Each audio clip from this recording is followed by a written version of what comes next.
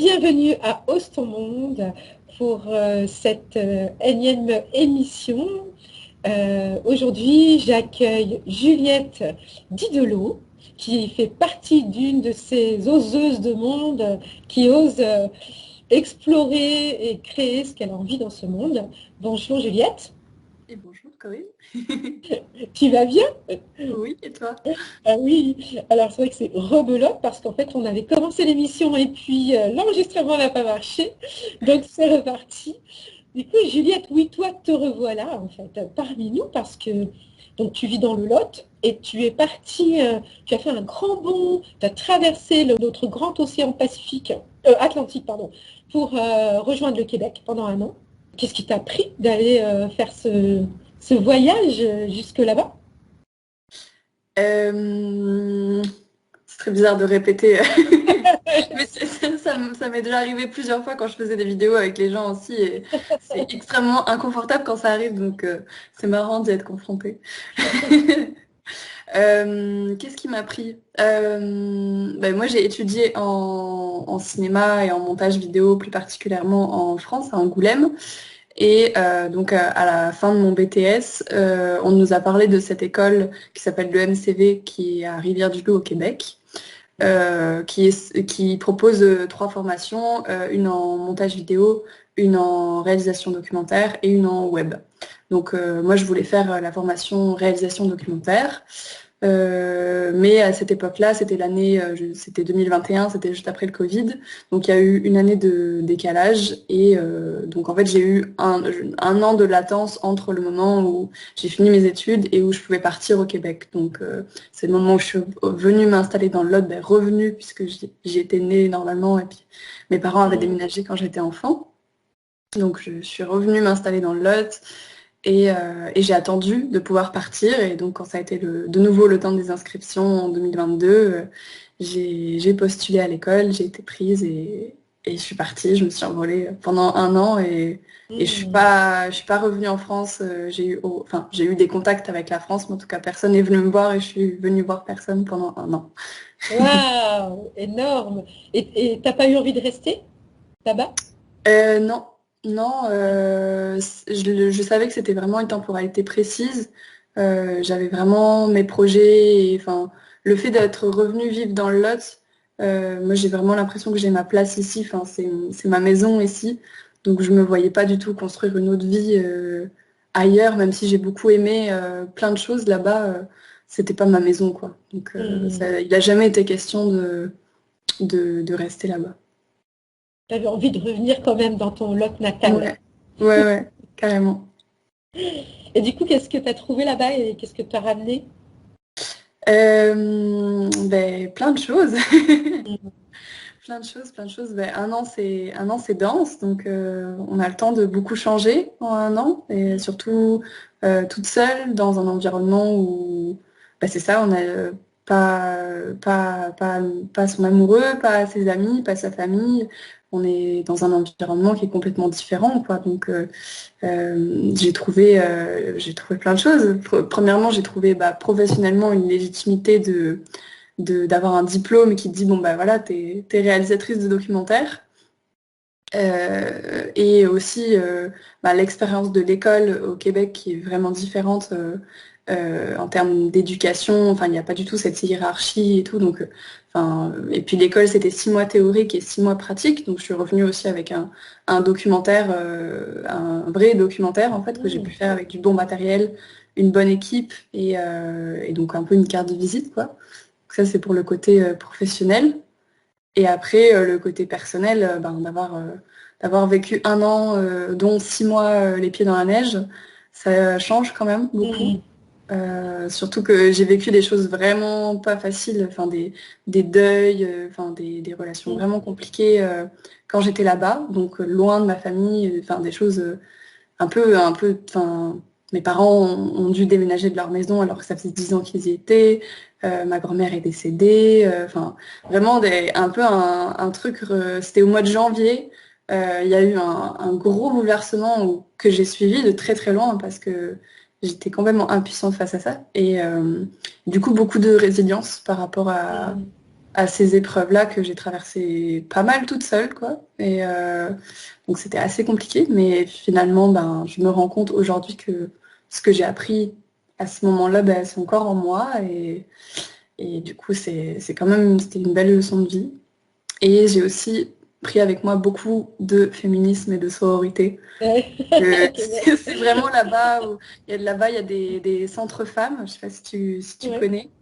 Et ça, c'est quelque chose, je sais pas si on a ça en France, mais que j'ai trouvé super magique et moi qui m'a énormément aidée, quoi. Enfin, c'était un endroit, on en avait un à Rivière-du-Loup où il y avait vraiment, enfin, c'était un espace safe pour les femmes où on pouvait aller, on pouvait prendre des livres, on pouvait boire du thé, discuter entre nous, faire des ateliers créatifs. Et c'était tellement inspirant d'avoir ce contact-là avec ces femmes.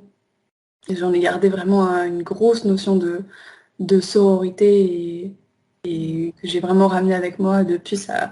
Je pense que c'est le truc qui m'anime le plus, genre créer des relations amicales entre femmes. Ouais. Hmm. Est-ce que tu trouves que du coup c'est quelque chose qui te manque en France, qui n'est, en tout cas, que tu n'avais pas encore côtoyé, exploré, ou est-ce que tu as vraiment l'impression que c'est pas là, c'est pas la même dimension? Si, carrément. Hmm. J'ai l'impression que c'était aussi un chemin progressif de quand on vient s'installer à un endroit, ben, ça met un petit temps avant de rencontrer des personnes. Mais là, justement, je suis dans une période où du coup, enfin, je travaille en tant que saisonnière, je fais du service en restauration en saison quoi, pour avoir des sous. Et entre deux, ben, du coup, je fais pas grand-chose, entre guillemets. Enfin, je bosse sur mes projets de réalisation et je bosse sur ma vie sociale en fait. Et du Hmm. coup là, ça fait 2 mois que en fait je monte des projets. Je suis en coloc entre femmes.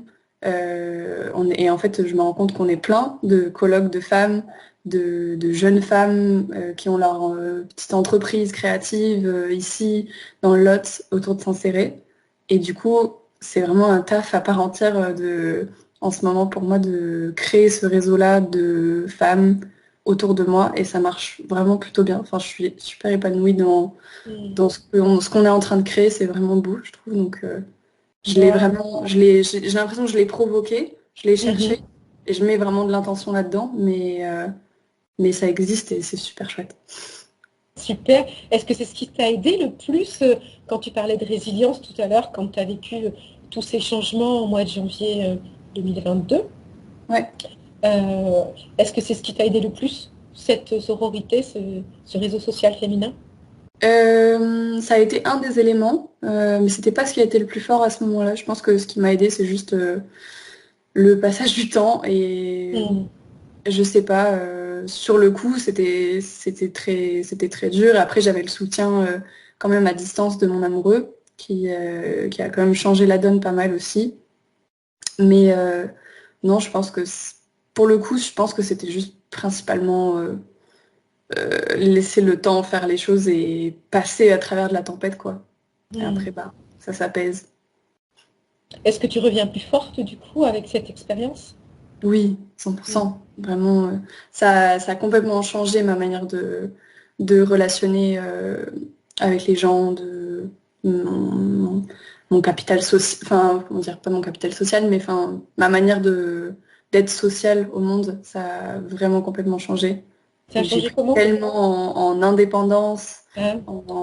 t'sais, ouais, je sais pas, en confiance en moi, j'ai l'impression que j'avais déjà pas mal ça avant, mais oui, en indépendance par rapport aux autres, et en même temps de vouloir le lien à l'autre comme un lien précieux, mais pas un lien de dépendance. Enfin, Hmm. ça a changé ma vie, ouais.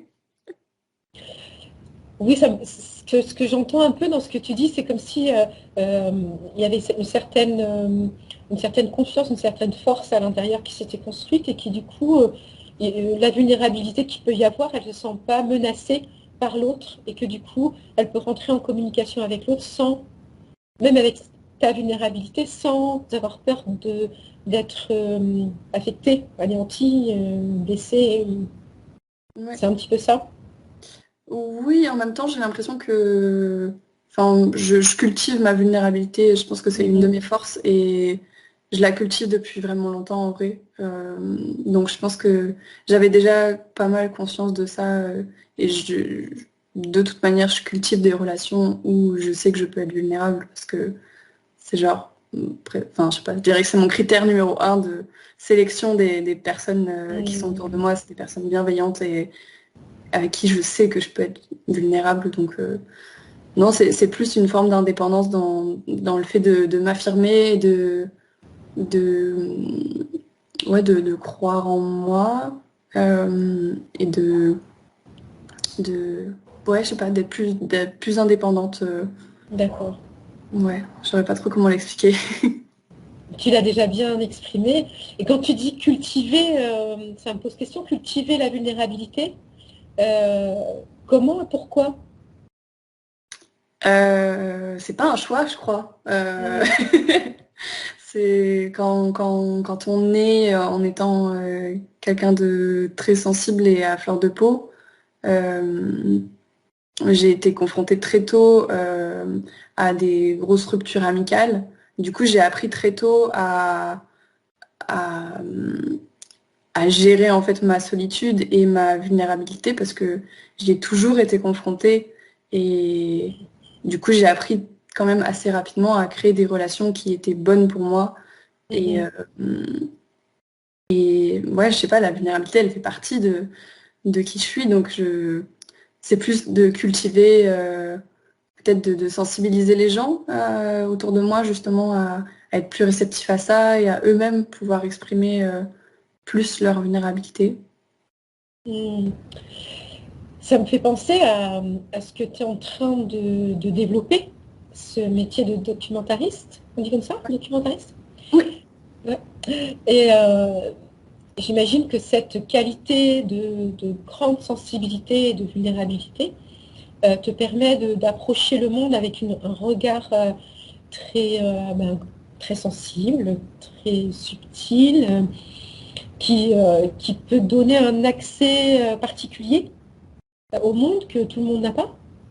Oui, absolument. Ouais, je pense que pour le coup, je pense que c'est une de mes plus grandes forces parce Mhm. que ça m'a donné une empathie qui, enfin, sans me jeter des fleurs, une empathie qui est vraiment très bonne, quoi.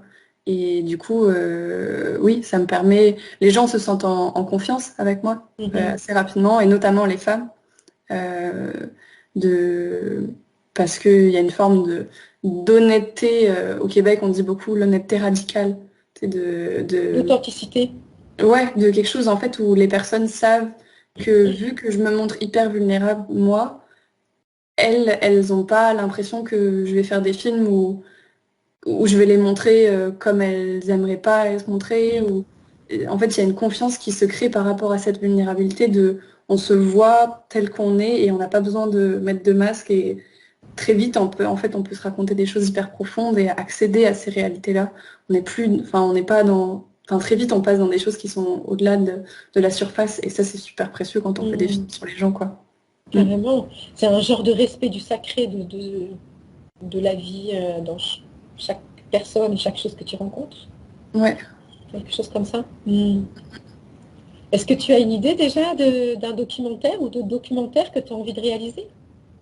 J'ai des idées. J'ai des idées. Là, aujourd'hui, j'ai eu une réponse négative d'une résidence d'artistes auquel j'avais postulé. Mm. Euh, donc là, je suis un peu dans une phase de rebond, de OK, on passe au projet suivant. Donc j'ai des idées, mais en fait, ce qui est un peu frustrant dans ce métier-là, c'est qu'on a des idées tout le temps et qu'il y a une idée sur 100 qui aboutit. Mm. Donc, euh, donc je crois que je préfère garder mes idées pour moi. Ouais, je comprends bien.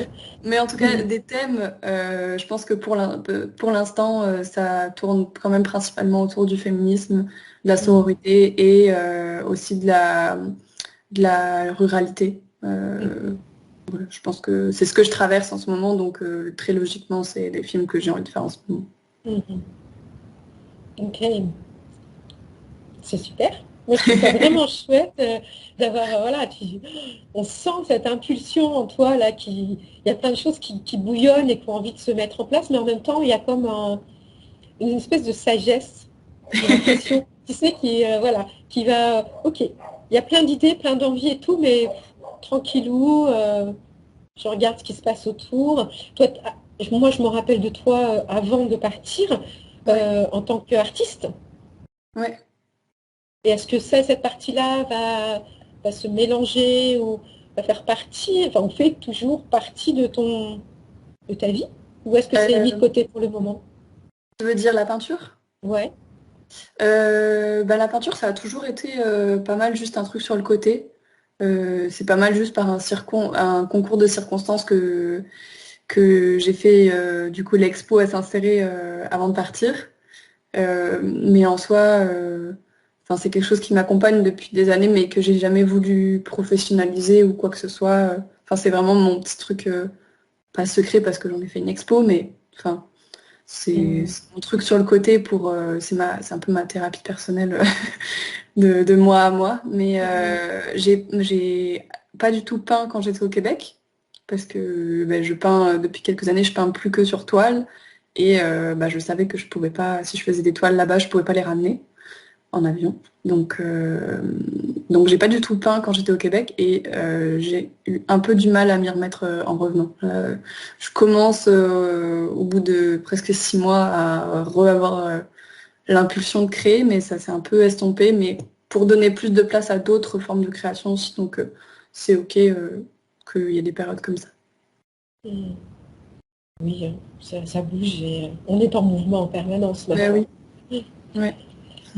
Et tu sais, moi j'ai pas mal bougé aussi pendant toute une période, pas mal voyagé. Et je me rendais compte souvent que lorsque je revenais d'où j'étais partie, j'avais l'impression d'avoir changé incroyablement et que les gens qui étaient restés là, que je retrouvais, étaient un peu restés comme avant. Mhm. Et est-ce que toi, tu as cette impression-là? C'est comme si quand on voyage, eh ben, en fait, on accélère nos transformations vitesse grand V, quoi. Ouais, absolument, vraiment. Ben, j'ai eu je pense la première semaine, peut-être les premiers 10 jours où je suis rentrée en France. Je m'attendais pas du tout, mais j'ai vraiment eu une mini dépression post-voyage, quoi. Hmm. Genre, je m'y attendais pas du tout, mais en fait, ouais, c'était vraiment le fait que c'était pas tant le fait que les gens n'avaient pas changé, c'était plus que moi j'avais tellement changé et que les gens me traitaient comme la Jules Hmm. d'il y a un an. Ouais. Et ça m'était insupportable, quoi, parce que j'étais tellement plus la même que, en fait, j'avais envie de refaire des premières discussions avec tout le monde, de me représenter à tout le monde, de dire, OK, aujourd'hui, c'est comme ça que je fonctionne. D'ailleurs, c'est ce que j'ai fait avec mon amoureux, ça nous a pris vraiment un temps d'adaptation parce que, en fait, un an après, enfin, j'étais plus du tout la même et j'avais plus envie de relationner pareil. Enfin, il y avait tellement de domaines qui avaient Hmm. changé. Et, euh, et ouais, même mes parents, enfin, ça a été quand même une phase d'adaptation un peu compliquée parce que ouais, c'était super bizarre, quoi. Carrément. Est-ce que tu as l'impression du coup que ça fait comme un voyage initiatique? Oui, oui, Hmm. oui, oui, carrément. Mais je pense que c'est. Je sais pas s'il y a beaucoup de choses qui permettent de se connaître autant soi-même que de partir seul pendant un Hmm. moment comme ça. Enfin, je. Ouais. Et tu sais pourquoi? Euh, Je pense que c'est l'expérience de la solitude dans un autre milieu, quoi, où c'est en Hmm. fait on s'adapte à quelque chose d'autre. Donc très logiquement, dans un autre milieu, on devient une autre personne, j'imagine. Est-ce que c'est pas aussi le fait que ben, quand on est seul, on est forcément confronté à soi-même en permanence, avec soi-même, et on Ouais, devient sa meilleure amie un peu en quelque sorte? ouais, oui, et puis euh, mais ça je l'avais pas mal découvert ben, quand j'avais vécu mes ruptures amicales quand Hmm. j'étais encore à l'école. Donc la solitude, c'était ok, quoi. Mais il y a une forme de ouais, une forme de confiance en fait et d'aller au-delà de d'élargir notre zone de confort tellement pendant des expériences comme ça, quand on est seul, qui font qu'on grandit d'un coup, quoi. Enfin, Mhm. le dernier mois où j'étais au Québec, parce que du coup j'avais un peu la frustration du fait d'avoir été à l'école, d'avoir très peu voyagé au Québec finalement. J'avais pendant 9 mois, je suis restée dans un rayon de 50 km autour de Rivière-du-Loup, quoi. Donc dans un pays immense comme ça, c'était un peu frustrant. Et le dernier mois, enfin les dernières 3 semaines, j'ai décidé de partir en stop donc en Gaspésie, qui est la région, enfin qui était un peu plus au nord de là où j'étais. Et c'est un peu l'équivalent de genre notre Bretagne, j'ai l'impression, Mhm. en termes de paysage. Enfin, ouais, j'ai l'impression que c'est un peu la même vibe. Et du coup, pendant ces 3 semaines-là, ben, j'ai fait du stop. J'ai dormi du jour au lendemain, je savais pas où je dormais. Je dormais enfin, je rencontrais des gens dans des communautés principalement. Et, juste, enfin, je pense que ce voyage-là, au sein du voyage du Québec, m'a presque autant changé que l'année, quoi, parce que Mhm. c'était une telle confrontation aussi à l'inconfort de toujours bouger, de l'insécurité de pas savoir où tu vas, avec qui tu voyages, mais c'était super riche, quoi. Oui, ça t'a donné quoi, ça, comme ressource? Ouais, vraiment beaucoup de ressources et de lâcher prise. Mhm. Je crois que j'ai jamais été autant pas stressée que pendant ce voyage. C'est fou Mhm. parce que j'aurais pu être, enfin de base je suis quand même assez anxieuse et des situations qui sont un peu inconfortables, ben, je peux être facilement stressée. Mais là, je savais pas où je dormais le soir. En fait, j'avais une politique qui était un peu, tu sais, genre yes man. C'est genre, Mhm. je disais oui à tout. Et du coup, j'étais ouverte à tout. Genre, on me proposait tout et n'importe quoi. Après, c'était quand même des personnes bienveillantes et je veux dire, je suis pas non plus allée dans des cartels de drogue, mais ça, c'était des communautés assez hippies de la Gaspésie, c'est pas non plus. Mais ouais, genre, n'importe ce qu'on me proposait, telle sortie, tel endroit, dormir là, manger ça, voir telle personne, je disais oui à tout. Et du coup, ben, je me laissais. En fait, j'ai complètement délégué le contrôle et l'organisation aux autres. Et moi, je m'occupais plus de rien. Juste, je me laissais porter. Et c'était tellement relaxant. C'est très important ce que tu dis, je trouve, parce que quand tu dis aux autres, mais je pense aussi à quelque chose de plus grand que toi qui te traverse, à la vie qui Mm. t'emmène en fait et qui te Ouais, guide. Et quand on fait ça, comme tu dis, c'est hyper reposant parce qu'on n'est pas à aller chercher quoi faire, quoi dire, pourquoi, comment. Et en fait, tout est là et tout se pose d'une manière simple. ouais. Et Mm, est-ce que tu crois que c'est quelque chose que tu pourrais revivre, tu pourrais, enfin, une posture dans laquelle tu pourrais te mettre dans ta vie actuelle? J'essaye de cultiver ça. Après, il y a quand même un côté où je suis quand même obligée de prévoir plus de choses et mettons là, enfin, le voyage que j'ai fait, j'ai vraiment juste décidé où je dormais le premier jour et après, on avise, quoi. Alors que là, je peux pas me dire genre, je vais être réalisatrice, puis ça va se faire tout seul. Je suis obligée de candidater à des trucs, d'écrire des projets, d'aller au-devant de personnes qui peuvent m'aider, de trouver des Mhm. contacts. Donc c'est un travail qui est plus actif. Et après, après voilà, moi j'ai la confiance que je vais y arriver et qu'il n'y a pas de Mhm. raison que ça marche pas. Après, voilà, je me dis, bon, bah, j'ai 24 ans, ça va se mettre en place tout Mhm. doucement, avec patience. Et c'est plutôt le lâcher prise, il est plutôt là-dedans de me dire que de toute façon, ça va marcher, mais que, Mhm. il faut que j'apprenne à être patiente mais ça dépend quand même plus de moi, j'ai l'impression que des autres, pour le coup. Mhm. Et, et si tu laisses cette vie te traverser comme tu l'as fait, euh, en ayant confiance que tu vas vers le meilleur pour toi, est-ce que tu penses que ça peut aussi fonctionner? Oui, après, je pense que ça fait partie du processus. Mhm. C'est plus au jour le jour. Je l'accepte dans le sens où, ben, mettons les jours où je me sens pas de créer quelque chose ou de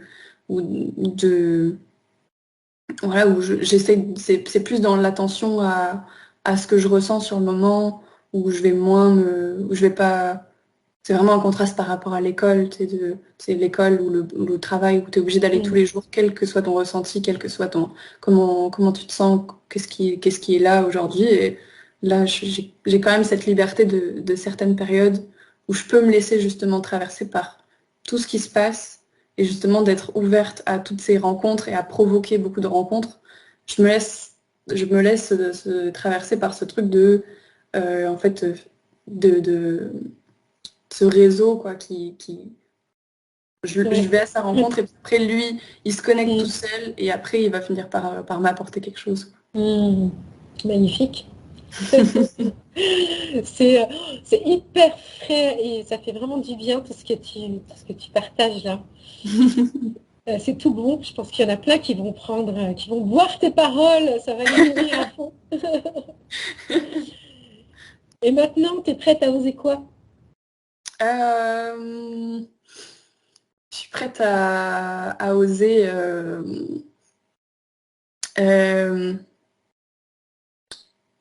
je pense que hier j'étais à un festival qui s'appelle Montagne en Seine c'est des films documentaires de montagne.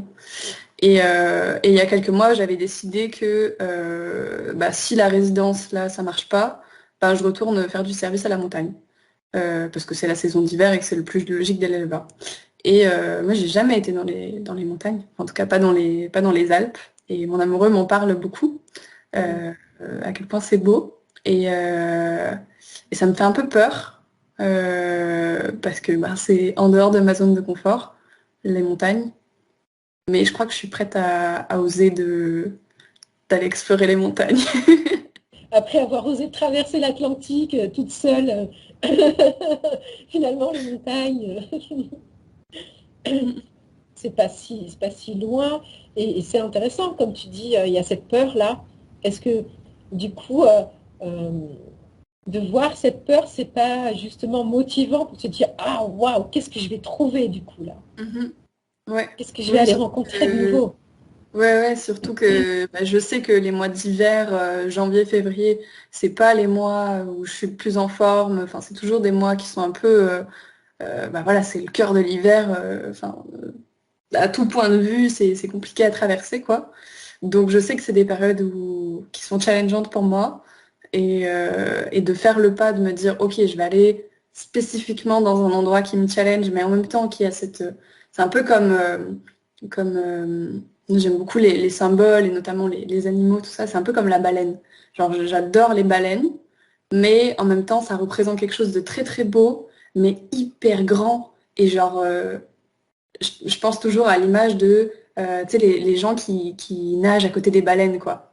Il y a un côté Mm. de c'est tellement magnifique et genre t'en perds ton souffle, mais en même temps ça fait une peur, mais parce que c'est gigantesque et enfin ça a des millions d'années de mémoire et tout et les montagnes c'est un peu pareil quoi. C'est un truc un peu Mm. c'est une beauté mais en même temps qui fait peur et je crois que ça peut me faire du bien de me confronter à ça pour pouvoir préparer aussi mes prochains projets, pour pouvoir développer Mm. encore plus de résistance. Ouais. Oui, parce que est-ce que c'est pas justement en allant là où la peur nous appelle, entre guillemets, qu'on va aller chercher des choses immenses, des trésors incroyables Ouais, qu'on ne soupçonnait pas, quoi. oui, absolument. Mais moi, j'ai vraiment été éduquée c'est dans la prudence, Mm. voilà, bah, comme beaucoup d'enfants et peut-être beaucoup de filles spécifiquement, voilà, de faire attention, de très zone de confort et tout ça. Et puis, quand j'ai rencontré mon amoureux, lui, bah, il avait été éduqué à tout le contraire, quoi. Mm. Et du coup, il m'a vraiment apporté ce truc-là d'aller au-delà de ses peurs, d'agrandir progressivement sa zone de confort comme ça. Et c'est vraiment quelque chose que j'ai appris avec lui et que maintenant je peux apprendre à d'autres et continuer à me l'apprendre à moi-même et de plus avoir peur de la peur. Genre, je sais plus, j'avais trouvé cette formule-là, si la peur ne me fait plus peur, alors la pulsion de vie est tellement grande que j'ai plus peur de mourir, quoi. Un truc comme ça. C'est super beau, quoi. C'est super beau. J'ai presque envie qu'on arrête l'interview là-dessus, parce que, à moins que tu aies autre chose à ajouter, je trouve que c'est tout à fait... voilà, ça se suffit à soi-même, tout ce que tu as dit là, pour terminer. As-tu d'autres choses que tu aurais souhaité ajouter? Tu as déjà dit beaucoup de choses. Peut-être un appel, je sais pas si les gens qui te suivent, ils sont plus en Corrèze ou où ça se situe à peu près. Mais moi, je suis super partante pour vraiment beaucoup rassembler, beaucoup c'est genre se rencontrer et justement créer des événements chouettes entre personnes chouettes. Et si je peux être un relais pour ça, de... Enfin, je sais pas comment dire, mais genre, j'ai envie de rencontrer plein de gens. Du coup, Ok. s'il y a des gens qui ont envie de créer des événements, de faire des choses chouettes dans le nord du Lot, ben coucou, faites-moi signe et on s'organise des trucs. Génial. Super. Appel entendu, enregistré en tout cas et partagé. Trop bien. Ouais, très chouette. Je te remercie du fond du cœur, Juliette, pour ce moment partagé très riche, très enrichissant, très frais, très vivant. Moi, ça me donne envie de repartir en vadrouille. Donc, grand merci et Ben, à toi pour ton écoute. avec plaisir. À très bientôt, Ouais, en vrai. ça marche.